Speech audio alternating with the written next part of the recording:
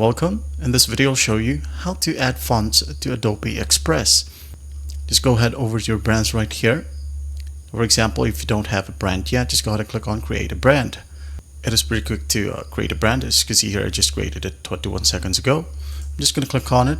Now in here in these tabs, just select fonts. Now click on add fonts. Right here, the Adobe Express fonts will show. As you can see here, there are a ton of great looking fonts right here.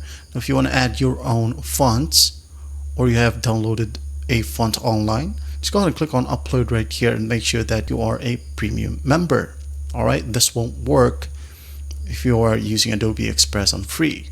Just click on upload right here. You can just drag and drop or add fonts right here. Click on the plus sign and tick on this box. By uploading a font, you acknowledge that you have all necessary rights and licenses to allow upload, storage, and access of that font in Creative Cloud. Alright, just go ahead and click on add fonts right here. Locate your fonts, click on it and hit on open, and wait for the process to finish. And once done, you can just go ahead and search for your font name right here, and after that you'll be able to use that particular font. And that's basically how you do it. Well, I hope this video helps, and I'll see you in the next one.